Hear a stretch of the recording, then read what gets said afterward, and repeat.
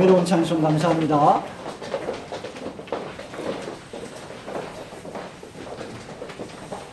사도 바울이 전도 여행을 떠나고 선교 여행을 하고 복음을 전하고 교회를 세워가면서 가장 애정을 많이 쏟았던 교회가 많이 있습니다만 그 가운데도 에베소 교회가 가장 애정을 많이 쏟았던 교회입니다. 사도행전 18장에 보면 에베소 교회는 사도 바울이 2차 선교 여행 때 복음을 전파해서 세워진 교회로 추정되고, 마게도냐로 가기 전에 사도행전 20장에 보면 밀레도에서 에베소 장로들을 초청해서 권면했던 사실이 있습니다. 그리고 다시 마게도냐로 가면서 바울은 디모데를 에베소 교회에 남겨두었고 에베소 교회의 사역자로 임명하였습니다. 에베소 교회에 당면한 여러 가지 문제들을 치리하고 다스리고 권면하고 복음을 전하게 하기 위해서 영적 고투를 하고 있었던 인물이 바로 디모데입니다. 바울은 그런 디모데를 격려하고 목회의 영적이고 실질적인 지침을 주기 위해서 디모데 전서를 기록했습니다. 바울은 디모데에게 1장 3절에서 어떤 사람들을 명하여 다른 교훈을 가르치지 못하게 했으며 형제를 깨우치라 말했고 모든 성도들에게 경건에 이르기를 연습하라고 했으며 이것들을 늘 가르치고 명령하라고 했습니다.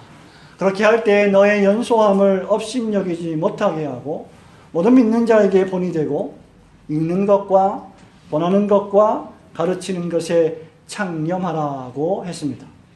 디모데는 여러분 잘 아시는 것처럼 나이가 매우 어렸고 연소했기 때문에 에베소 교회에 있던 많은 연로한 장로들과 또 여성도들과 나이가 많은 성도들, 나이가 어린 젊은 여성도들을 상대하는 데 어려움이 많이 있었을 것입니다.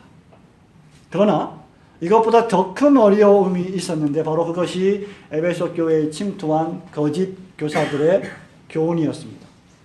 사단과 마귀는 하나님을 섬기는 지성교회의 신자들에게 하나님의 말씀에 집중하지 못하게, 기도에 집중하지 못하게, 은혜를 받는 일에 집중하지 못하게, 자족하지 못하게, 마치 아름다운 벽화를 스프레이로 난장을 해놓듯이 신자의 양심을 훼손하고 교회를 어지럽게 만듭니다. 사단과 마귀는 본질에 집중하지 못하게 다른 것에 시선을 빼앗기도록 선동합니다. 사도 바울은 그것이 디모데에게 편지하는 것처럼 1장 3절에서 다른 교훈이다 라고 했습니다. 신화이다 라고 했습니다. 끝없는 족보 이야기라고 말하고 있습니다. 그리고 그것을 1장 6절에서 헛된 말이다 라고 했습니다. 성도 여러분, 이런 것들은 비단 오늘날의 문제이기도 합니다. 당시 목회를 했던 에베소 교회의 현실일 뿐만 아니라 오늘날의 문제이기도 합니다. 오늘 본문은 바로 바울의 그러한 명령의 절정이며 디모데가 이러한 에베소 교회를 목회할 때 싸워야 할 영적 전투이기도 한데 바울은 그것을 가리켜서 믿음의 선한 싸움이다 라고 했습니다.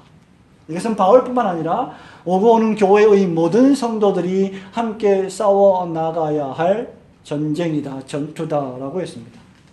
1장 18절 말씀에 보면 너희는 말씀을 따라서 선한 싸움을 싸우라고 했고, 오늘 본문에서는 이것을 가리켜서 믿음의 선한 싸움이다 라고 말하고 있습니다. 이것이 바로 디모데 전서의 최종 결론이며 바울이 디모데 개인을 향한 당부이자 오고 오는 모든 교회들과 성도들에게 주는 당부입니다. 성도 여러분, 저와 여러분이 싸워야 할 믿음의 선한 싸움은 어떤 것입니까? 무엇보다도 우리의 선한 싸움은 의와 경건과 믿음과 사랑과 인내와 온유를 쫓으며 싸우는 싸움이라는 것을 명심해야 합니다. 11절과 12절 말씀을 함께 읽습니다. 오직 너 하나님의 사람아, 시작.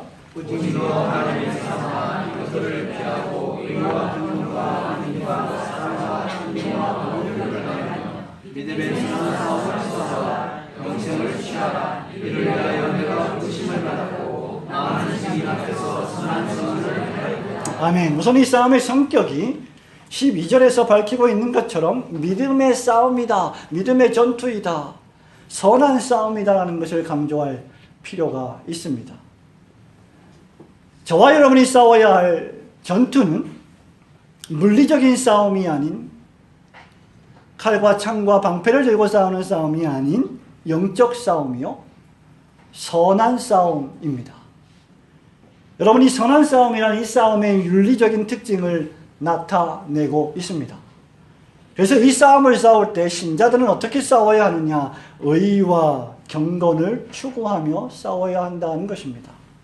그리고 믿음과 사랑을 목표하고 인내와 온유의 방식으로 싸워야 한다라고 했습니다. 그렇지 않으면 이 싸움은 물리적 싸움, 쓸데없는 변론, 난상, 토론에 지나지 않게 될 것이기 때문입니다. 이 싸움은 어떤 싸움입니까? 거짓 교사들이 가르치는 다른 교훈을 물리치는 것이 포함되는 싸움입니다. 에베소 교회의 어떤 교인들은 사도 바울이 전수해준, 사도 바울이 항상 설교했던 그 복음, 예수 그리스도와 그분의 십자가에 못 박히신 그 진리의 복음을 놓쳐버리고 다른 교훈을 받아들였습니다. 여기 다른 교훈이란 새로워 보이지만, 뭔가 진기해 보이지만 진리의 본질에 집중하지 않는 가르침을 뜻합니다. 아까 말씀드린 바와 같이 이것은 신화라고 했고 끝없는 족보 이야기라고 했습니다. 신화란 무엇입니까? 존재하지 않는 사실, 어리석고 비합리적이며 입을 많이 열어서 에너지를 소비해봤자 별로 도움이 되지 않는, 유익하지 못한 그런 신앙에 유익이 안 되는 잡담들을 가리킵니다. 끝없는 족보 이야기 무엇입니까? 신앙을 성장시키는 유익한 지식은 멀리하고 헛된 지식을 마음에 두고 헛된 호기심을 자극하는 것들을 가리킵니다. 결국 어떤 에베소 교인들은 이런 다른 교훈으로 말미암아 쓸데없는 변론에 빠지고 말았습니다. 여기 변론이란 분쟁을 일으키는 헛된 토론을 가리키고 있는 용어입니다. 그래서 바울은 1장 4절에서 이런 것들은 하나님의 경륜을 이루지 못한다, 이런 것들은 하나님께서 우리를 경건하게 교화시키시는 은혜의 역사가 아니라 도리어 분쟁을 일으키는 것이 된다라고 말한 것입니다. 그래서 우리가 이번에 본문 6장 20절에 보면 바울은 이런 것들을 가리켜서 거짓되이 일컫는 지식이요, 망령되고 허한 말이요, 변론이라고 했고, 참신자들은 이런 것들을 피하라고 명령했던 것입니다. 여기 지식이라는 헬라어 그노시스라고 하는 단어는 당시 어떤 거짓 교사들이 자주 사용한 단어였습니다. 마치 자기 자신들만 비밀스럽고 절대적인 지식을 갖고 있는 것처럼 이야기했던 사람들, 그들을 가리켜서 우리는 영지주의자들이다 이렇게 말합니다. 그리고 바울은 이들이 교만하고 변론과 언쟁을 좋아하고 분쟁과 회방을 일으키며 경건을 이익의 재료로 생각하게 만드는 자들이다라고 밝히고 있습니다.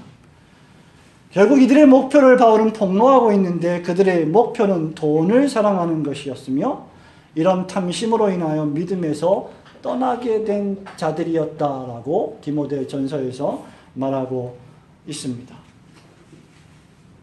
놀랍게도 바울이 전도했고 바울이 세웠고 바울이 목회했던 에베소 교회에 이런 자들이 있었다는 사실입니다. 놀라운 선교사, 위대한 사도, 예수 그리스도의 복음을 전수받은 부활의 주님을 만난 그 사도가 가르치는 교회에 이런 일이 있었다는 것은 오늘날 우리 시대의 많은 것들을 시사해 주고 있습니다.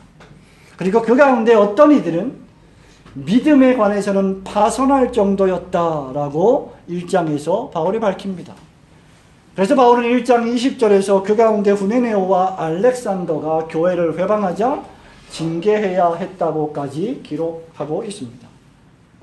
그렇기 때문에 바울은 하나님의 교회를 섬기는 하나님의 백성들이 하나님의 교회에서 어떻게 기도해야 할 것을 2장에서 가르치고 있고 3장에서 하나님이 맡겨주신 영혼을 감독하는 설교자와 목사와 장로들이 어떠한 사람이 되어야 하는지, 교회를 위하여 구제하고 봉사하는 집사들이 어떠해야 하는지를 계속해서 가르치고 있습니다. 뿐만 아니라 젊은 여자들이, 늙은 여자들이 교회 안에서 어떻게 행동해야 할 것인지도 가르치고 있습니다.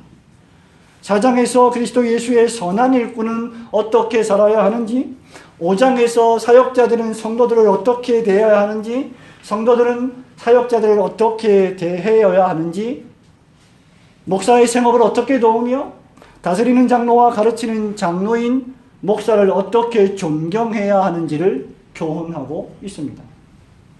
그리고 이제 6장에서 마지막 교훈을 하는 중에 다시 한번 3절에 보면 다른 교훈을 피하라 라고 권면하고 있습니다. 도리어 우리들은 다른 교훈을 피하고 의와 경건, 믿음과 사랑, 인내와 온유를 쫓으라고 당부하고 있습니다. 의와 경건은 신자가 전적으로 몰두해야 할 진리입니다. 우리에게 의인은 그리스도 예수 한 분밖에 없으십니다. 그리스도 예수를 믿는 믿음 안에 있는 그 의의를 추구하는 것이야말로 신자의 경건입니다. 그렇기 때문에 의와 경건은 신자가 추구해야 할 전부이며, 믿음과 사랑은 신자의 목표이며, 인내와 온유는 그것을 추구하는 방식입니다. 그래서 신자는 인내하는 자여야 하고, 온유한 자여야 하고, 믿음과 사랑을 향하여 달려가는 자여야 하고, 의와 경건을 추구하는 자들이어야 합니다. 이런 의미에서 교회는 일반 사교 클럽과 다른 것입니다. 칼빈은 이 부분을 주석하면서 이렇게 말합니다.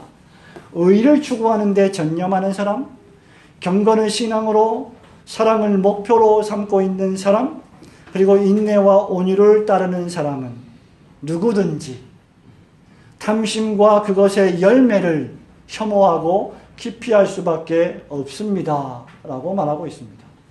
칼빈이 왜 이런 말을 합니까?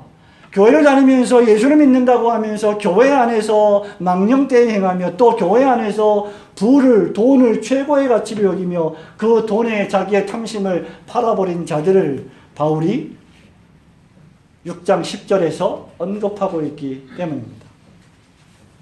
바른 교회를 세워나가기 위해서 바울은 디모데에게 그렇기 때문에 끝까지 인내하고 견디어야 할 것을 강조하는 것입니다.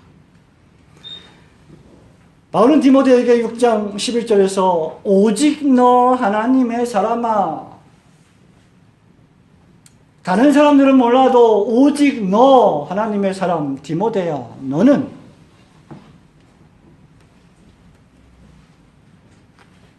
의와 경건과 믿음과 사랑과 온유와 절제를, 인내와 온유를 늘 추구해야 하는 사람이다 라는 것을 상기시키는 것입니다. 하나님의 사람들로서 하나님의 집에서 어떻게 행하여야 할 것을 디모데 전서에서 여러분 잘 깨달으시고, 항상 우리의 의가 되시는 그리스도 안에서의 경건을 추구하고 믿음과 사랑과 인내와 온유를 따르시는 성도들이 되시기를 주님의 이름으로 축원합니다. 아멘. 믿음의 선한 싸움, 두 번째, 우리가 싸우는 싸움은 영생을 취하는 선한 싸움입니다. 12절 말씀 다시 한번 읽기를 원합니다. 믿음의 선한 싸움, 시작. 믿음의 선한 싸움을 싸우라. 영생을 취하라. 이를 위하여 우리가 부르심을 받았고 많은 증인 앞에서 선한 증언을 하여. 아멘. 19절에도 보면 이것이 장래에 자기를 위하여 좋은 터를 쌓아 참된 생명을 취하는 것이니라, 이렇게 말씀하고 있습니다. 바울은 영생을 취하라고 두 번째 우리에게 명령합니다. 19절에서도 영생을 취하는 것이라고 말하므로 영생을 취해야 할 것을 강조하고 있습니다. 칼빈은 또 이렇게 말합니다. 이것은 하나님께서 너를 영생으로 부르시고 있는 것이다. 그러므로 세상을 무시하고 그것을 얻도록 힘쓰라는 말이나 다름이 없다. 우리가 영생을 추구할 때 하나님께서 우리를 영생으로 부르셨는데 그 영생을 추구할 때 어떤 의미에서는 세상을 완전히 무시한 채 그 영생을 추구하기까지 해야 된다라고 지금 말하고 있는 것입니다. 여기 취하라는 말은 꼭 붙들고 있어라, 놓지 말아라는 뜻입니다. 12절 말씀에서 하나님이 이를 위하여 우리를 부르셨다라고 말씀하고 있습니다. 하나님이 우리를 영생으로 부르셨기 때문에 저와 여러분은 영생으로 불러주신 그 하나님의 은혜와 그 하나님의 능력 공급하심을 통하여서 그 영생을 꽉꽉 붙잡아야 합니다.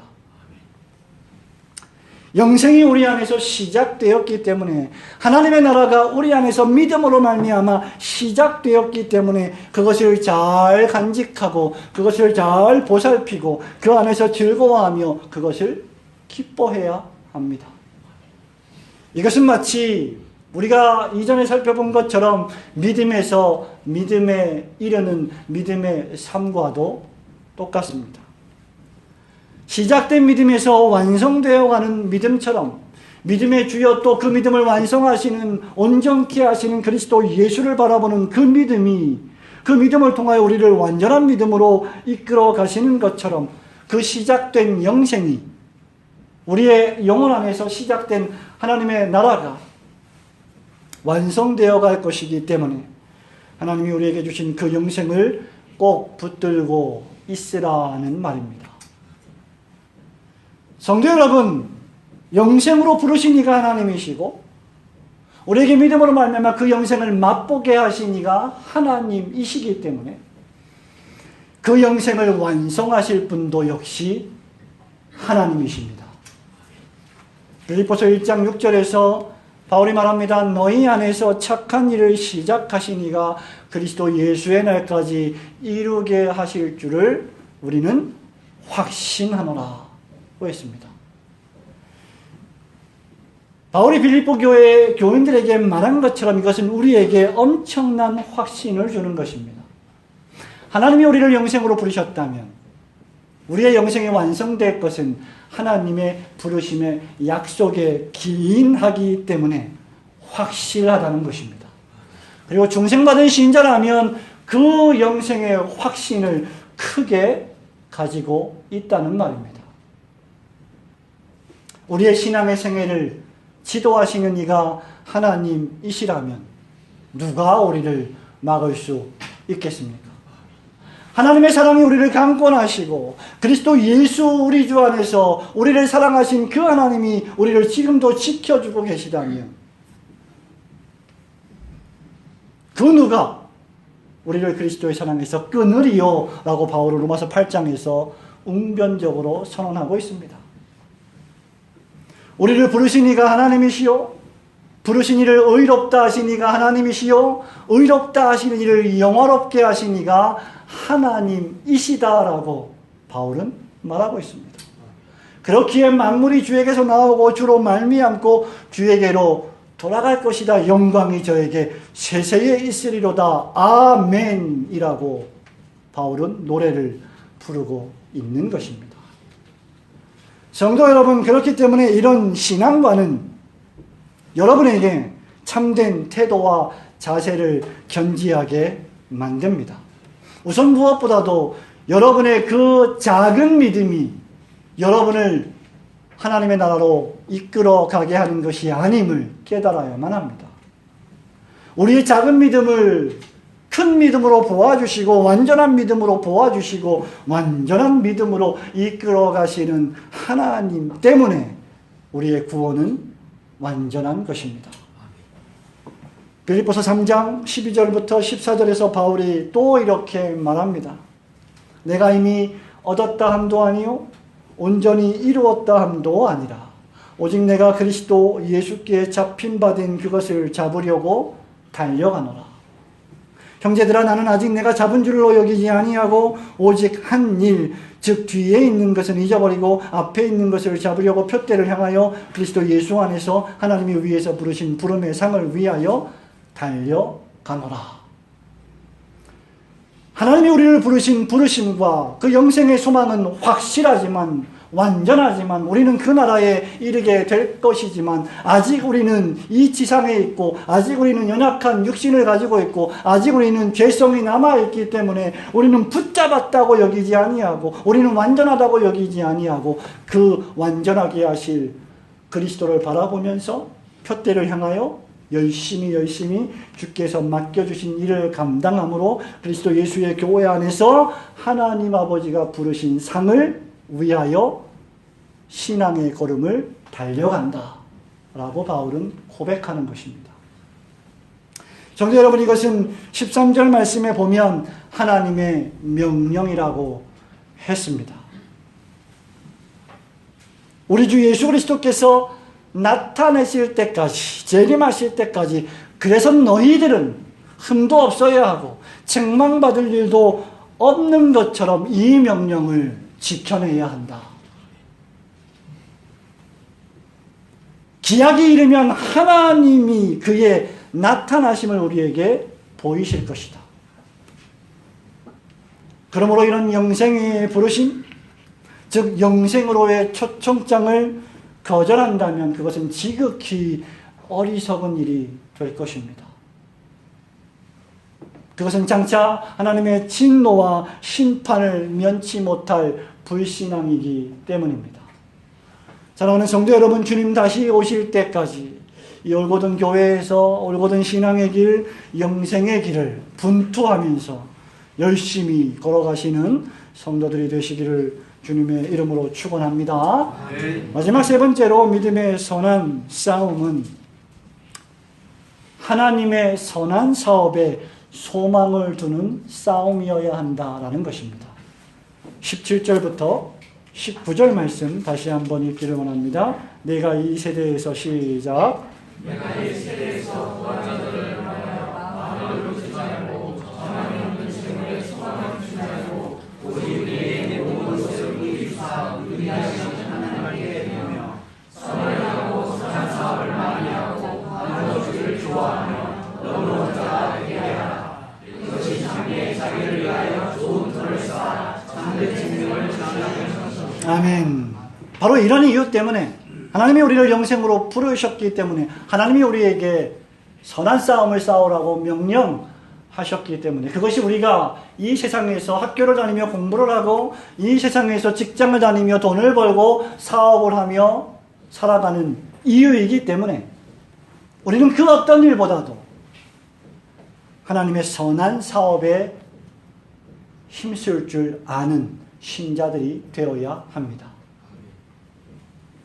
영생으로 부르심을 받은 사람들은 이제 열심히 전투해야 하는데 그 전투의 내용이 바로 하나님의 선한 사업에 소망을 두고 싸움을 싸워 나가는 것이라고 했습니다. 성도 여러분, 이것은 저와 여러분이 왜 교회를 출석하는지 그 이유를 알려주는 말씀입니다. 바울은 나이가 어린 디모데에게 이 세대의 부유한 자들, 돈이 많은 자들을 명령하라고 권면합니다. 생각해 보십시오. 나이 어린 연소한 젊은 목회자가, 젊은 목사가, 젊은 설교자가 자기보다 훨씬 나이가 많은 장로님들에게도, 믿음이 있는 장로님들에게도 권면하는 것이 어려울 텐데 부유한 자에게 명령하라니 이것이 쉬운 일이겠습니까? 그러나 이것이 사역자가 해야 될 일입니다. 무엇을 명령하라고 했습니까? 마음을 높이지 말고, 그 다음 정함이 없는 재물에 소망을 두지 말고 오직 하나님께 소망을 두라는 것입니다. 어떤 사람들은 돈에 소망을 둡니다. 물질에, 재물에 소망을 둡니다. 예수 믿는 신자라고 예외는 아닙니다.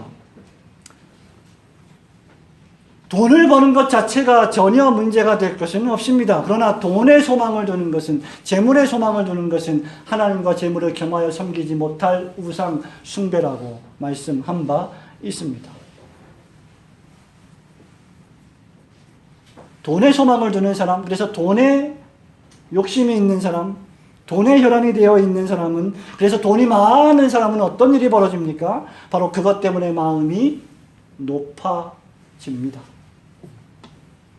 마치 돈이 인격이 된 것처럼 돈을 숭상하게 되지요. 이것이 우상 숭배입니다.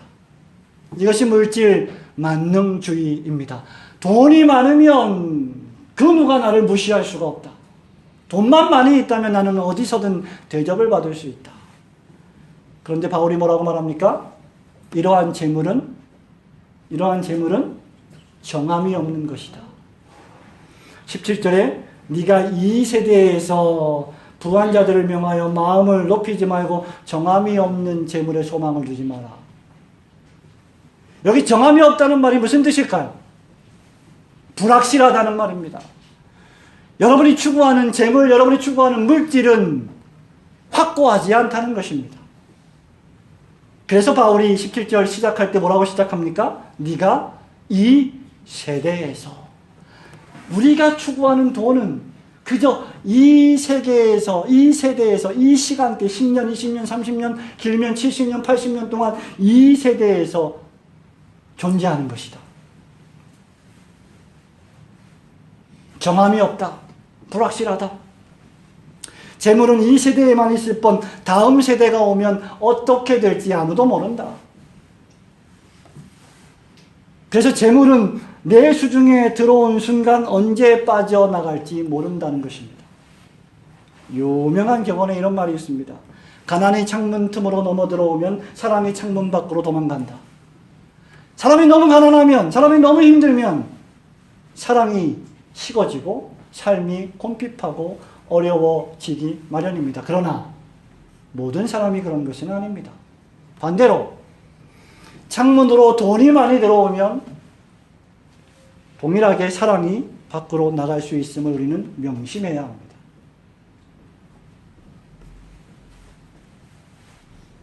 그래서 그것에 소망을 두는 삶이야말로 무지하게 어리석은 것입니다. 유한한 삶, 안개와 같은 삶, 아침에 피었다가 저녁에 지는 꽃처럼 아침에 아지랭이가 피었다가 햇빛이 뜨면 쉬 사라져 버릴 것 같은 것이 바로 돈입니다. 그것에 소망을 두는 것처럼, 그것을 좋아하는 것처럼 어리석은 일이 또 어디 있겠습니까? 그래서 야고보 사도는 뭐라고 말합니까? 너희가 무엇이뇨? 안개와 같지 아니하냐? 너희 인생이 안개와 같지 아니하냐? 라고 말하면서 너희 구하려고 하는 자들아 시험에 들지 말라고 권면하고 있지 않습니까? 내가 모일 모월 모시에 아무 도시에 가서 1년을 체류하면서 멋진 사업 계획을 만들어서 어마어마한 돈을 벌겠다고 하는 불신앙의 사업가들에게 바울이 하는 말입니다. 야고보가 하는 말입니다. 너희 인생이 무엇이냐? 안개와 같지 아니하냐?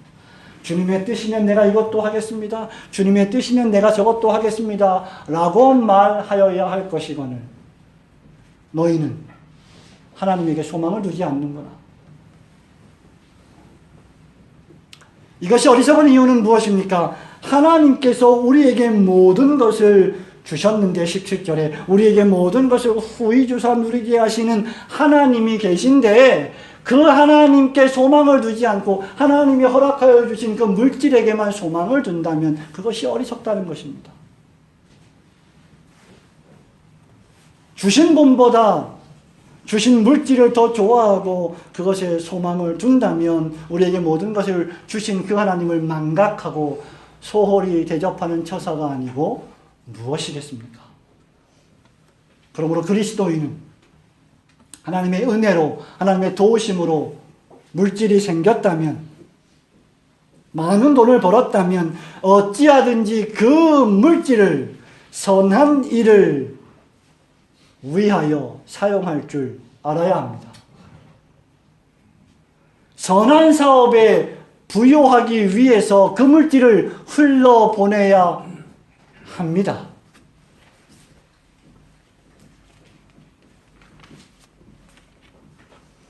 (18절에) 바울은 그래서 선을 행하라, 선한 사업을 많이 해라, 나누어 주기를 좋아해라, 너그러운 자가 되라 이렇게 말하는 거예요. 왜?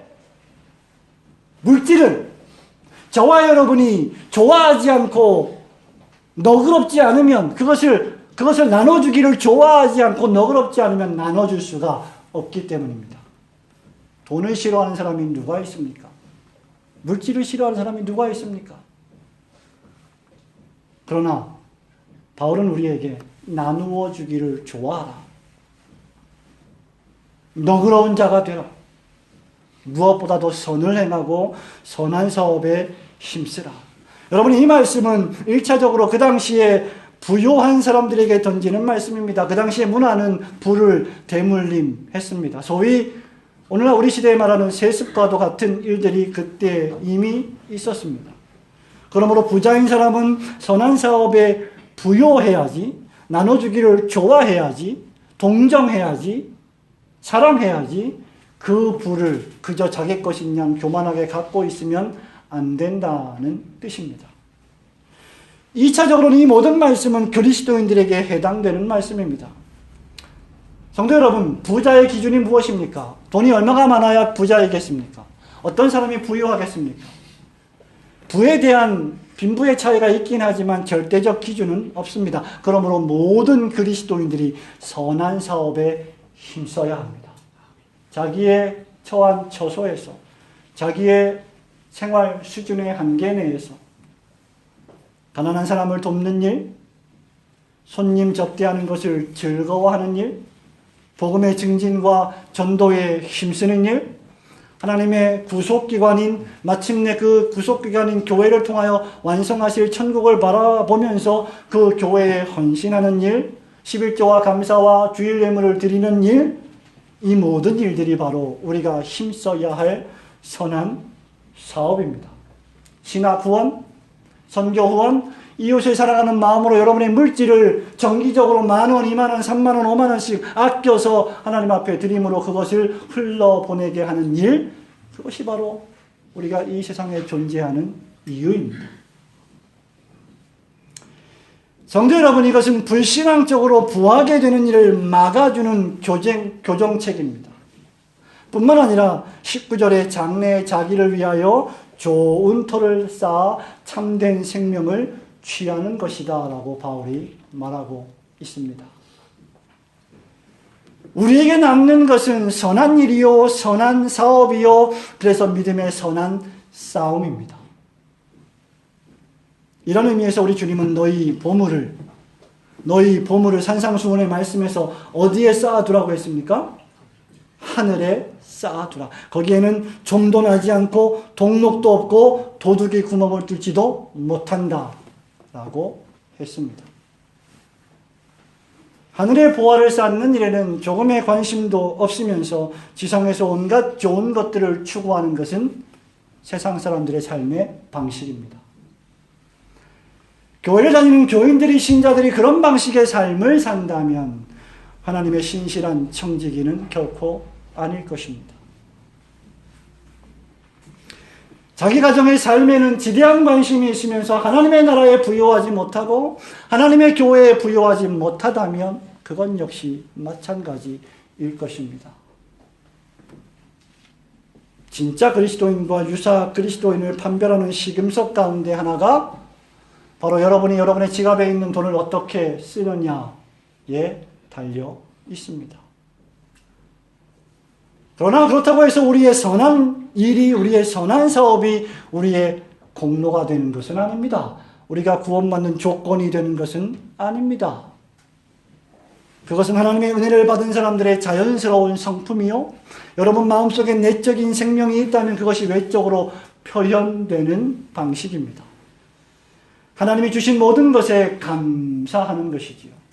그 1차적인 방식이 예배요, 거기서 흘러나오는 것이 하나님을 향한 물질적인 헌신입니다. 그럼에도 불구하고 하나님은 말로 다 할 수 없는 복을 우리에게 내려주십니다. 이 일은 장래의 너희를 위하여 좋은 터를 쌓아 참된 생명을 취하는 것이다. 성도 여러분, 엄정하신 하나님께서 마지막 심판의 날에 우리가 행한 어떤 일에 대하여서 여러분을 심판한다면 그 어미로우신 하나님 앞에 살아남을 자가 누가 있겠습니까? 그리스도 예수께서 우리를 위하여 행하신 그 일, 그 순종, 그 자비하심, 그 은혜가 아니고서는 우리가 어떻게 하나님의 나라에 들어갈 수가 있겠습니까? 그렇기에 하나님은 우리에게 이미 좋은 터를 주시고 우리에게 이미 참된 생명을 부여해 주시고 그 생명으로 선한 일, 선한 사업에 힘쓰게 하심으로 마침내 마지막 날에 영원한 생명에 이르게 하실 것입니다. 그리스도 예수께서 그렇기 때문에 우리의 유일하고 참된 터가 되시는 줄 믿으시기를 축원합니다. 그렇다면 바로 우리는 그 터 위에서 우리에게 주신 모든 것을 마음껏 사용하여 선한 일에 선한 사업에 힘써야 할 것입니다. 사랑하는 성도 여러분, 말씀을 맺습니다. 하나님의 사람들은 의와 경건과 믿음과 사랑과 인내와 온유를 쫓는다고 했습니다.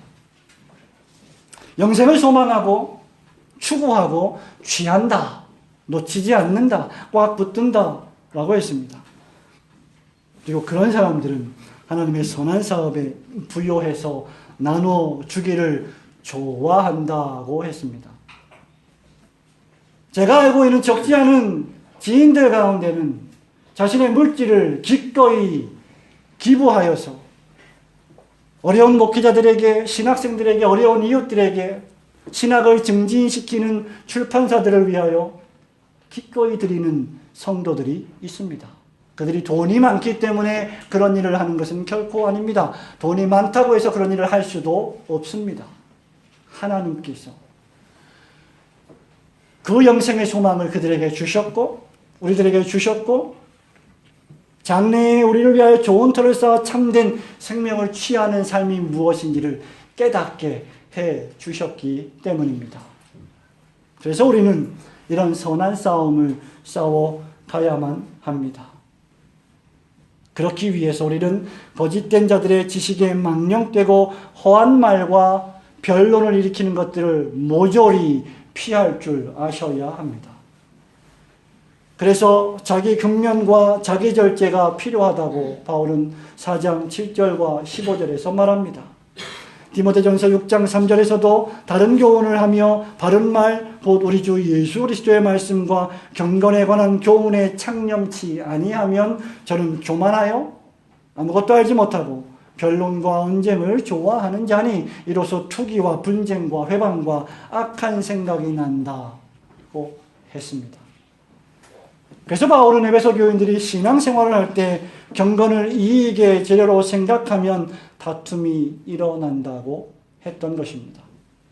신앙생활은 나의 물질적인 이익을 생각하고 그것을 위해서 하는 것이 아니라 우리가 아무것도 가지고 온 것이 없고 아무것도 가지고 갈 것이 없기 때문에 나에게 주신 모든 것이 하나님이 나에게 후히 주신 것임을 깨닫고 살아가는 날 동안 하나님을 예배하며 경배하며 나에게 베풀어 주신 그 복음의 놀라운 생명을 다른 이들에게도 흘러 넘치게 하는 일을 추구하는 것뿐입니다. 그렇게 하나님을 경배하고 찬양하며 여러분의 인생이, 여러분의 시간이, 여러분의 물질이 복음을 다른 모든 사람들에게 흘러보내게 하는 놀라운 신앙의 인생들이 되시기를 주님의 이름으로 축원합니다. 아멘. 우리에게 주신